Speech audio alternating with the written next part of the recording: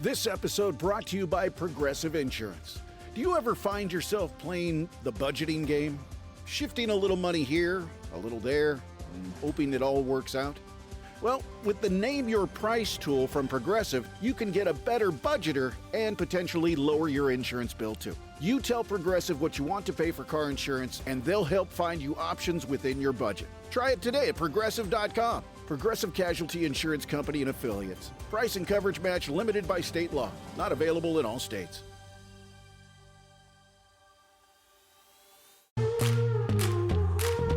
You're listening to Heaving Bosoms, the podcast where two romance-loving friends recap kissing media while judging flirty lizard faces and wondering about the existence of birds.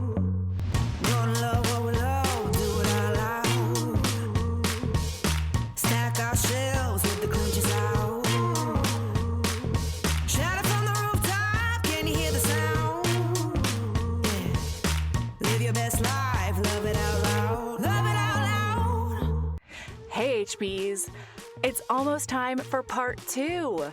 Before we get to that though, remember that on Patreon and our Apple Podcast subscription, I'm telling Sabrina all about the last book in the Games We Play in Granville series by DJ Jameson. That book is called 7 Minutes in Kevin, and yeah, it's just as good as the title suggests. Now I have the pleasure of shouting out some amazing members of our Patreon. I want to welcome and say a huge thank you to Megan D, Emily B, CSL, Kaya H, and Jill W.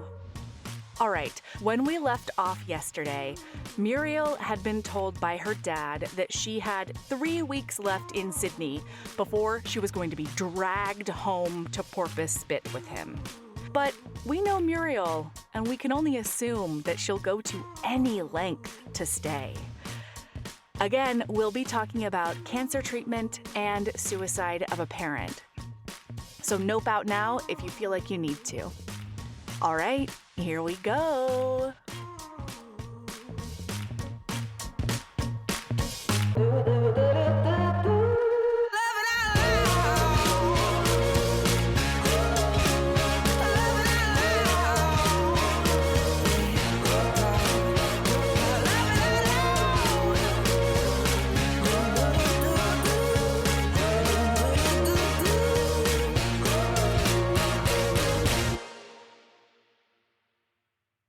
And so Muriel tries to get him to call her Mariel, and he won't. Yeah. There are so many times when she corrects people who call her Muriel, and she's like, it's Mariel, actually. And that's pretty important. Yep. So now, when she gets home, Rhonda tells her that her cancer is back. Yep. And they have to do another surgery. And she won't walk. Yeah, this time they just have to, like, take that section of spine or something. Mm-hmm. Whoa. Yep. And so, like, this is where I'm like, all right, the wedding obsession stuff is coping mechanism partially for this. Yeah. This sadness, this trouble. But Rhonda's like, yeah, she's hurting. It's a sad moment. Yeah, Rhonda's in the weeds. Mm-hmm. And so now she's perusing the paper again, but since she's gone through all of the bridal shops, she's decided that, like, she's going to do personal ads instead. And she sees this ad that's like, need young woman for marriage. Must be Call Australian. this number. Must be Australian. Yeah. And it's just like panic for her, I think. She's like, all right, my dad wants me to go home. Rhonda's super sick. I got to do something. And I'm willing to do anything to not go home. Yeah. And so someone needs a wife. So she meets this South African swimmer. Yep. And, like, makes a fool out of herself. Makes a fool out of herself, but I'm also like, hey, girl, he's like a white South African rich man. Like, think about that. Think about where that generational wealth is coming from. Oh, and, yes. Like, what the fuck is going on there? And so he needs Australian citizenship in order to compete at the Olympic Games as a swimmer. It's convoluted. but I was just like, I don't know. I don't know that you want to hitch your wagon to that family, girl. No, that's not a great place to be. Great. And then she says, "Are you black?" And like, and then she's like, "Oh, I don't know why I said blonde, that." blue-eyed, and he's like, "What?" Complete confusion and panic on his face because he's seeing this girl like, this girl is crazy. I do not want any part of this. She's a stage 5 clinger. Coach, oh yeah, and the coach is like, no, this is good. You're going to be an Australian. It'll be great. Yeah. She's like, oh my God. She's like staring at him. Yeah. And then at some point she like does this weird lizard tongue out smile situation at him. She's like, yes. She does it a few times in the movie. Yeah, she does it a few times, but like right in this man's face. Oh my God. And he's like, what about the brunette we met? And the coach is like, no, like cool it. We're going to go with this girl. She wasn't even Australian. Yeah. Yeah. So the wedding is on. She's going to get paid $10,000 to marry him and then live with him for a couple of months. And yikes. Yeah, because it was 4 months minimum, they said. Oh my God. Then my note is they'll pay her $10,000 because they're South African scum. Oh, yep. And they have it to spend, apparently. So. Don't they ever? And then she goes directly from this meeting home to her apartment with Rhonda, and she sees Rhonda sleeping, and then she goes into her room and she very, very dejectedly turns on Dancing Queen and stares off into the middle distance again. It's, yeah. I'm like, okay, you committed yourself to something pretty awful. Yeah. And you're going to have to ditch your friend as a result. That's the thing. Like, I feel like she was trying to come up with a way to stay with Rhonda, you know? But instead, she chose this thing that makes her stay in Sydney, but completely leave Rhonda high and dry. She has to move out of this apartment, and the agreement is that she's going to move in with this dude. Right. So there's nobody else to, like, pay half the rent and stuff. Woof. So now the on-screen text says, Muriel's wedding. And Rhonda is wheeled in by her mom. And she's like, she could have at least asked you to be a bridesmaid. Like, I know you can't stand up there, but, like, she could have asked you. And Rhonda's like, she did. And I said, hard pass.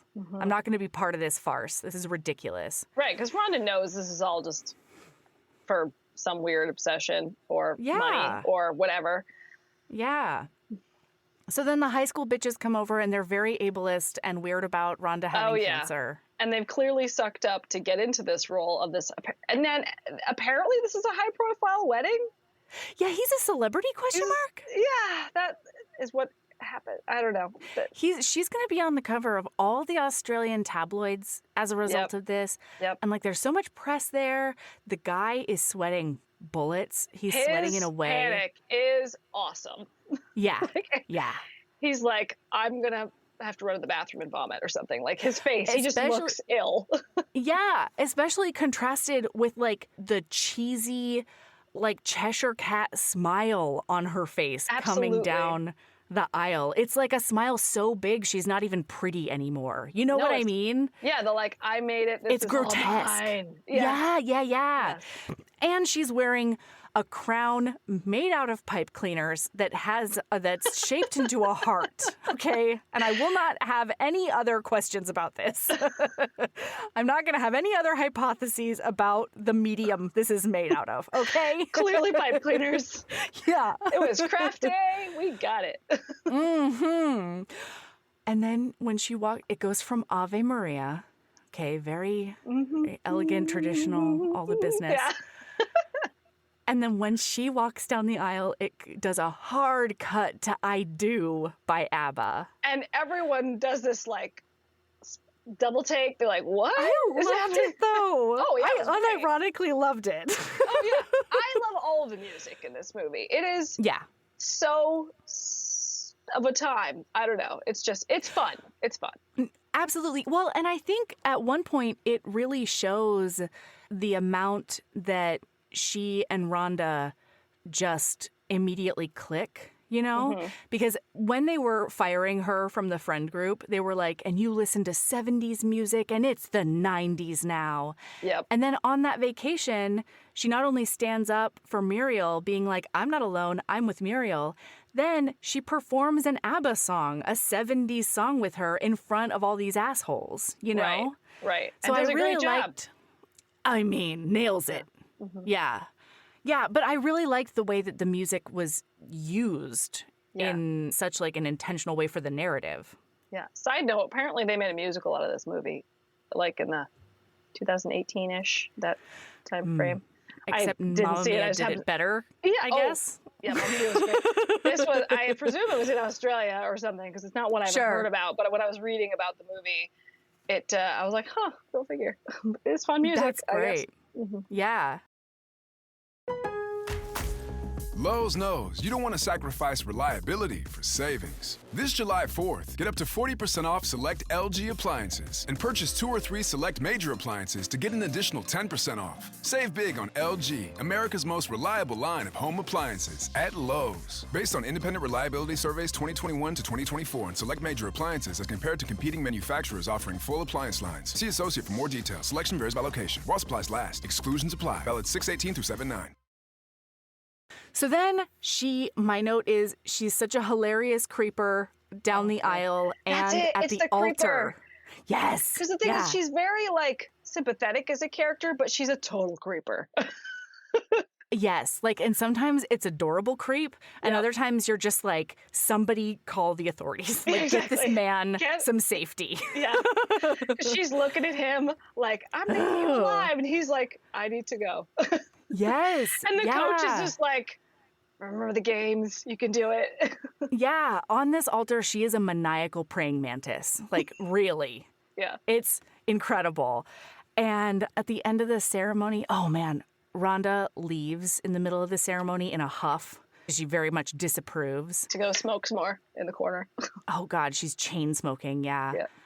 And then she's so excited on the altar that she doesn't even mind that he'll only give her a sweaty cheek kiss. Oh man. Instead of like a real kiss. And she's like, look, I'm never going to wash my cheek again, basically. Absolutely. Yeah, his panic's like palpable. And yeah. And she's so exuberant to that point of like, it's uncomfortable. Yeah, very well done. Jeez. And so, yeah. I was going to say that the thing with the mom, we sort of skimmed over that, but like the dad's there at the wedding with Deirdre. Yeah. And the mom's not there, and he comments that she couldn't afford to fly, basically. He couldn't afford to get her a flight. Right.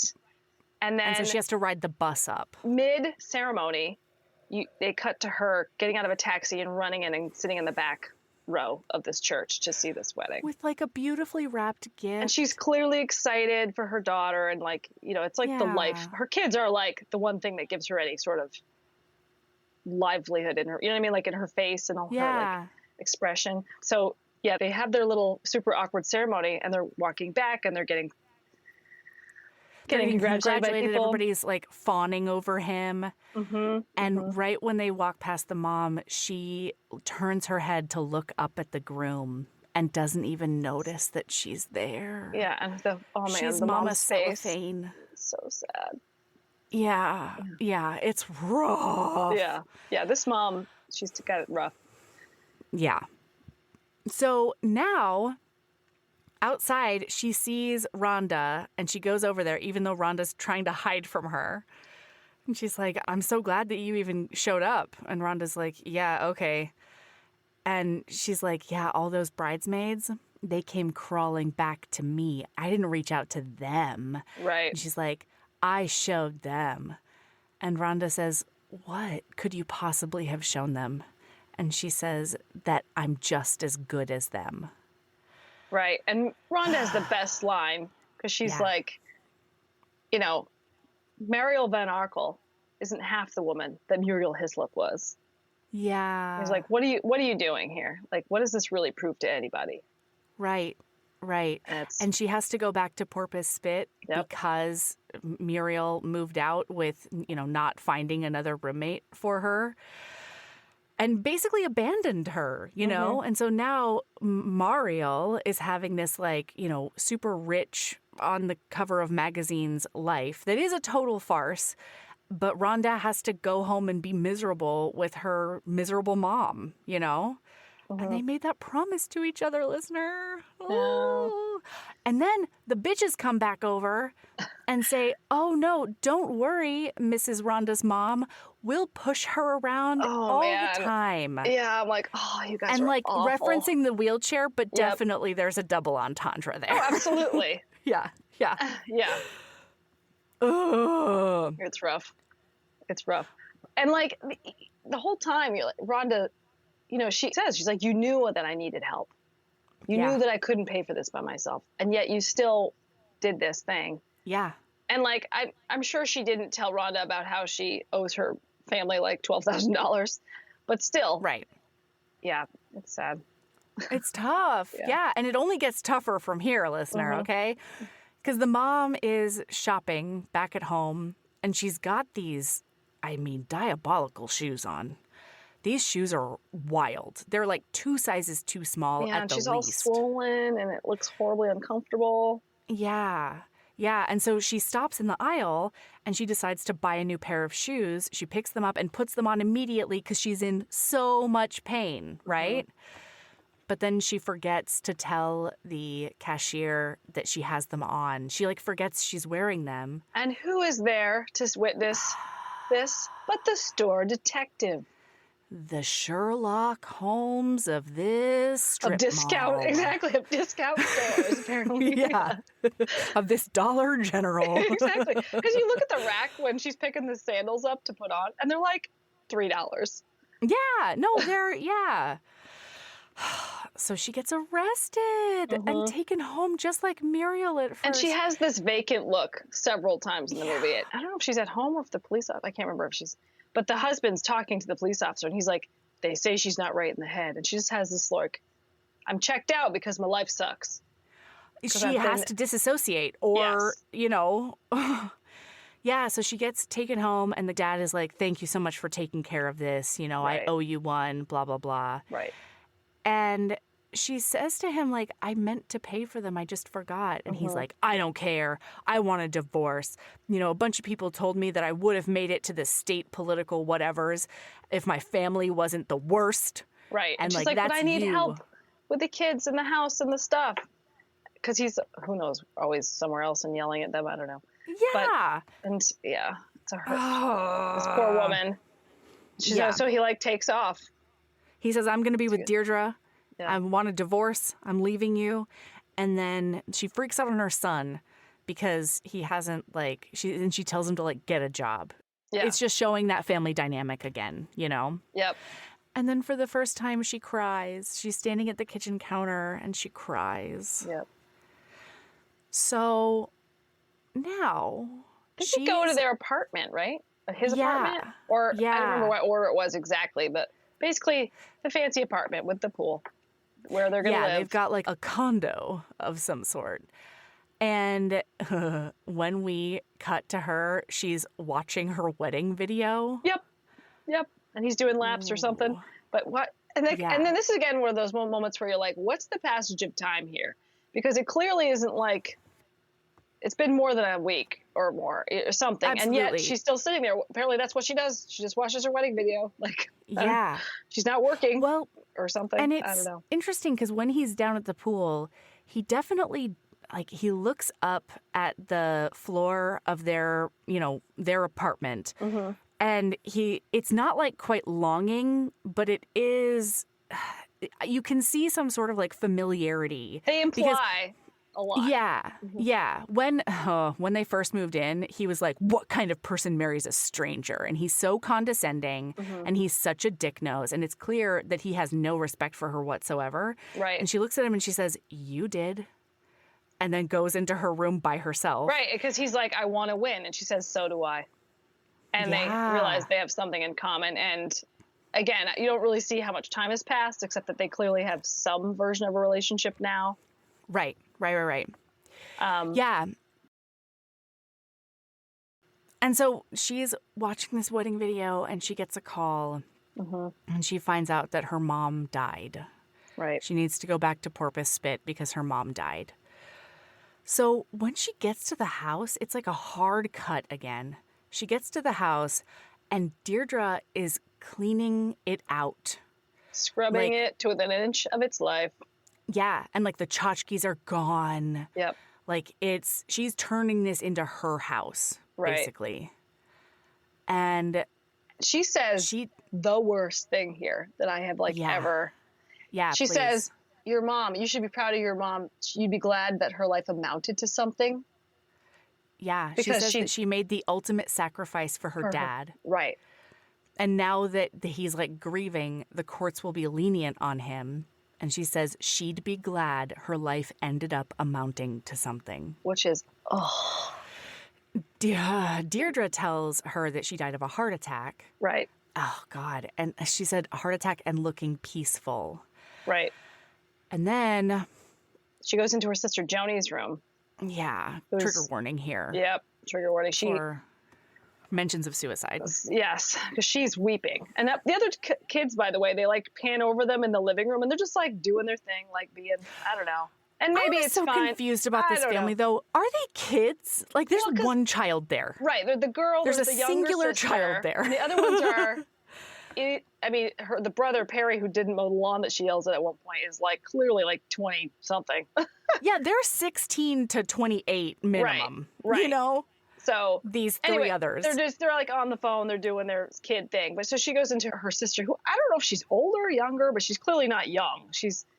Who's weeping. And it's Joni because she's the one who found the mom. And there were pills. There was an empty bottle of sleeping pills next to her. So. And she said that she left the room, and when she came back, they were gone. Mm-hmm. And Dad said that he can't have people know that it's not good for his image. Right. So they're calling it a heart attack. With a heart attack. Right. Right. Yeah. Yeah. So now we do the funeral. Oh, she looks out into the backyard, and the mom also burned down their whole backyard. Yep. Which was wild. Something grass on fire. Yeah. Allegedly, it's because she was tired of waiting for one of her sons to mow it. It's bad over there. Mm-hmm. It's wow. Some serious overwhelm. Yeah. So they're now at the funeral. And instead of doing a beautiful eulogy for the mom, the dad makes the priest read a condolence telegram. Like, very much, this is obviously sent by my secretary. Mm-hmm. Condolence telegram from a former prime minister. And he's sitting there being like, yeah, are the journalists talking about this? Yeah, are they writing it I've down? I've got friends. Yep. Ugh, yeah. And she's had it now. This is too much. And the priest or whoever mentions that one of the happiest points of her mother's life was being at Muriel's wedding. Yeah. And she has this moment where she's like, I didn't even know my mom was at my wedding. Yeah. And she this like total, you could just see it in her face, and she breaks down and she runs out the back of the church. Right. And then the most random thing in the whole movie happens, which is going to sound weird when I tell you what it is. But her husband shows up to comfort her. Yep. And that is the most random thing in the movie. It is random. And yet my teenage heart, when I watched this for the first time, was like, I love this guy now. He's clearly a good guy. He's like probably the only good guy in the movie. I know. Oh, we forgot to tell them. I'm so sorry, listener. At the wedding, Makeout Motorboat Boy was in the pew looking really sad. Yep. Looking like he missed some opportunities that were pivotal to his future. Anyway, so this blue-eyed, Adonis or whatever comes over and he's like holding her. He's like holding her hand. And then he goes up really, really slowly, and while she's quietly sobbing, and kisses her. And I don't know why my note says this, but it was important to me in the moment. Ave Maria is playing. I don't know. I don't think I noticed that. Yeah. But they must go back to their motel or something. They do cut to the motel at some point, and clearly they're waking up from having relations. My having note comfort says, sex. yeah, my note says they do sex while she cries, question mark? Yeah, he's comforting with his, he comforts her with his man parts. Fine. Yeah. Yeah. Also, there's never an indication, you never know how much experience she has, which I have to assume is virtually none. They never go into it, but like. Yeah, I'm wondering if this is her first time. Totally possible. But she's also really casual about it, so, who knows? Right. I don't know. Anyway, so when in the morning she calls for a taxi, but all of a sudden this Olympic swimmer has hearts in his eyes for her, and he's looking at her with like adoration and longing, and she says that she can't stay married to him. And then you can see how like shallow it is, though. Like as an adult, I wouldn't have picked up on this as a teenager, but like you can see how shallow it is in the way that like there's no reaction from him when she says, I can't stay married to you. Yeah, and I can't keep lying anymore. Yeah. And he's like, I like having you around. Right, yes. But I mean, it's double-edged, right? Because on the one hand, he's not being like, no, I need you. I'm actually in love with you or whatever. Right. But he's also not being like, you made an agreement and my Olympics are riding on you staying married to me, Right. Right. And this is where that passage of time screws me up a little complex. bit. Because when they have this conversation where she says, I can't keep lying. And because he says, I don't love you either. She says, I don't love you. I don't love you either. He said, but I like having you around. But I don't know. I think I could like having you around. Is his declaration. No, I think he says I quite like having you around. Maybe you're right. Maybe the Australian accent threw me, but either way. Because I went back and I wrote it out verbatim because I was like, what kind of wishy-washy bullshit is that? Right. So then, but the question is, when she's leaving, she's like, good luck in the games. So then you get the implication that they've been married long enough for him to be qualified. Maybe. I didn't even think about that. But again, it's really not clear quite how much time has passed. Right. And notably, when she says good luck in the games, he says, you too. Right. Which I'm like, oh, God. I hope Muriel stops playing these fucking games. Jesus. But maybe he just means like into whatever it is you're aiming for. Right? Totally. Because this whole time she's like clearly looking for something and trying to win at something. But she is not going about it the right way. Yeah. And B, like with all this baggage, I just remember being as a kid again, being like, no, don't leave him. He's hot. But now as an adult, I'm like, oh yeah. I mean, you got to stop lying. Your whole life is a lie at the moment. Yeah, you got to burn it down so you can rise like a phoenix. Right. There's no other way. Right. So she goes home, she goes into that burned backyard, and the dad is standing there thinking of all of his, life and choices.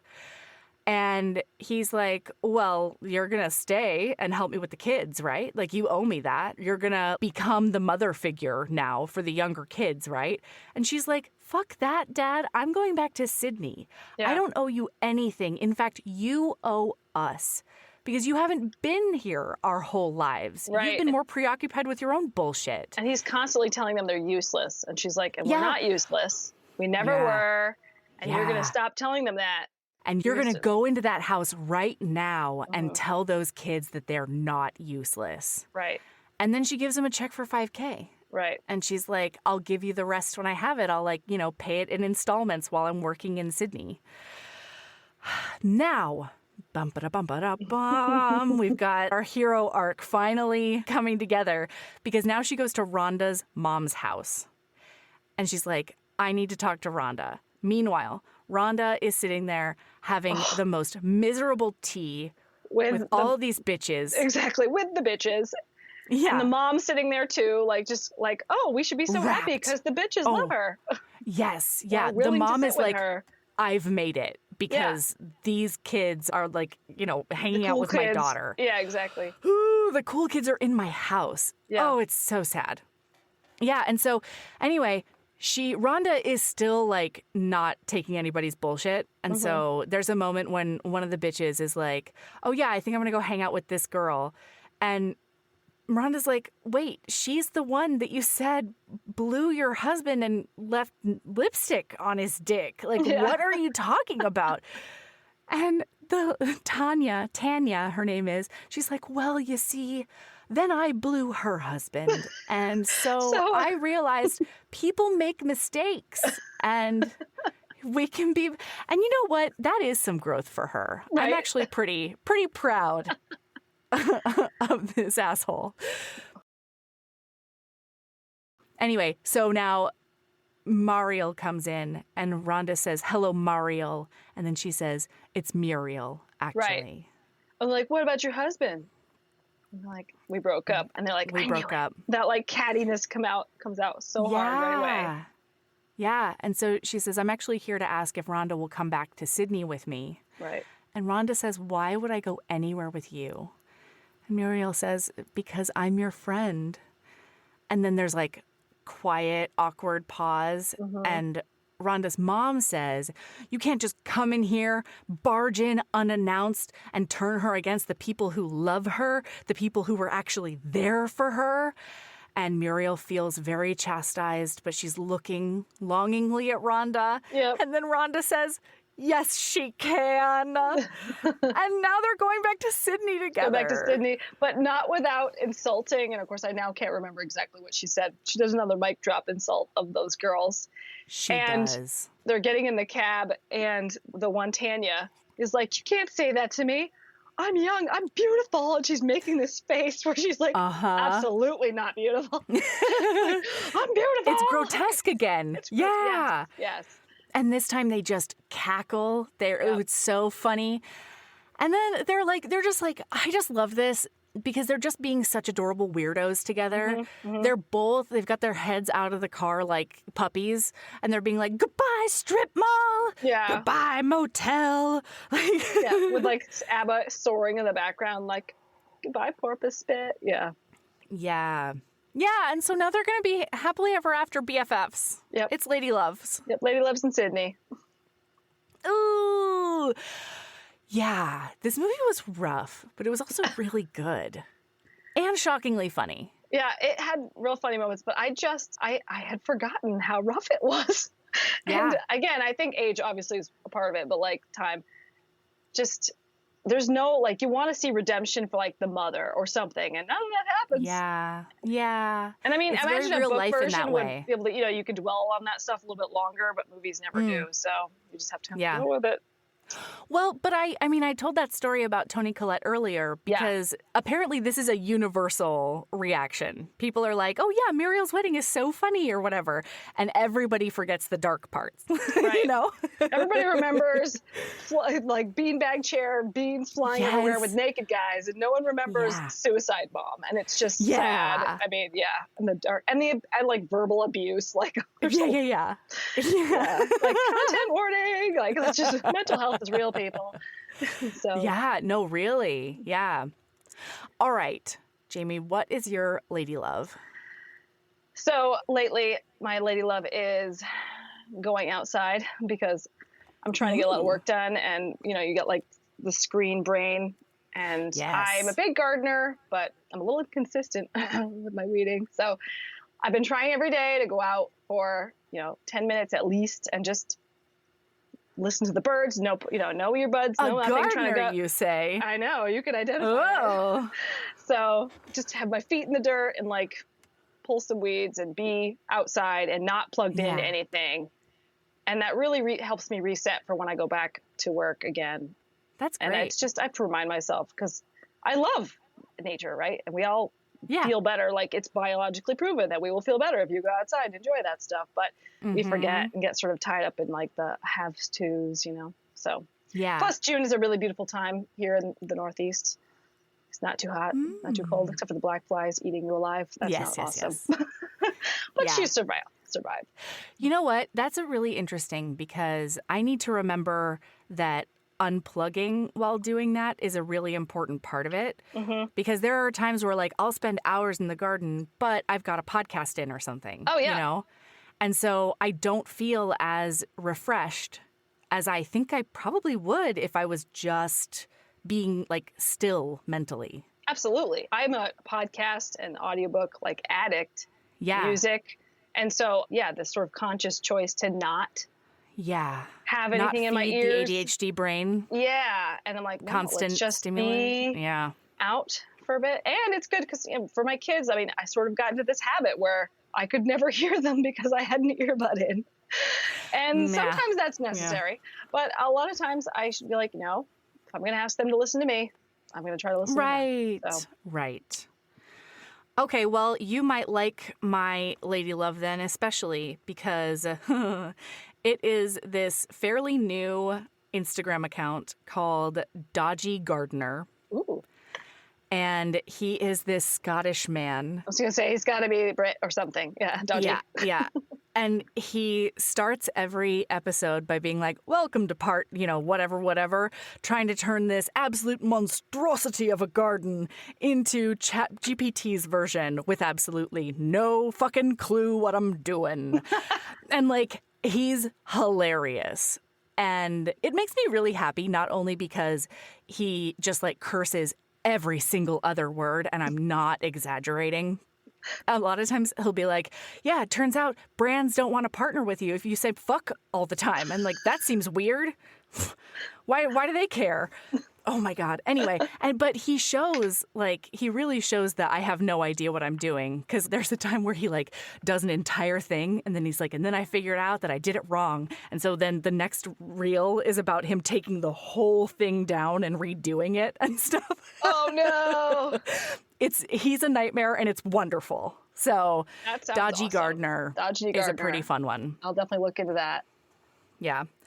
Because it hits the comedy portion of my brain, but it also hits it's really satisfying to watch people do things and get them accomplished part of my brain. Yes, and I prefer that than when you see the before and after without seeing any of the work done. Yeah. Because of course, here I am halfway through redoing a garden bed and going, I don't it's just that the labor part where you're like, this is so ugly right now because I've had when to the dopamine bottoms out finally and you're like, oh fuck, I just actually in my backyard I started digging an entire walkway. And then I did dig more of it, kind of. And then it's been sitting there for about 2 months because I haven't been able to get back to it. Boy, do I have the flagstone out there to put down, though. And I feel ya. I actually did that 2 years ago. I dug up this new path, and it basically just became a different place for weeds to be because it's just a mud path. Yeah, it's a mud and weed path right now. And that's just how it's got to be for a while. I'm like, I'll get to it eventually. Nobody cares about the front walk anyway. Everyone goes to the garage. Yeah. All right, Jamie, tell them about your books. What books can they get from you? Yeah. So I've got 3,000 Reasons to Stay, which is a single mom. Such a good title. Thank you. Single mom. I'm going to say it's quasi second chancey contemporary romance with a slightly older characters. They're in their late 30s. Compared to some of the ones I read, and a Marine, and takes place in San Diego, and it's a lot of fun, sexy, and funny. I say quasi rom-com just because it's leans more rom-com than other ones, but anyway. And then the novella that precedes that they're all standalone, so it doesn't matter. That's Wait, and that one is a snowed in, only one bed, stuck at the airport together, past, it's her sister's ex. Oh, boy. So that's fun. And then by the time this is out, I'll have the next book up, which is the second full book in the series, and that is called Reasons to Risk. And that is another second chance, steamy contemporary with ICU nurse and a one-night stand gone wrong, but then they end up living across the hall from each other for a while, and a sex bet gets started, and it's fun. And I That's great. have a lot of things I need to write, but those are the ones that are available to you. Absolutely. All right, so send me those links, and I'll make sure to put them in the show notes, too. Yeah. Will do. All right, everybody. Keep being a badass, and love yourself as much as you love just seeing two weirdos find each other and lift each other out of the pits of doom, And just leaning into the weirdo and just, who cares what anybody thinks? Yeah. Do you. You do you, That's right. All right. Bye. Bye.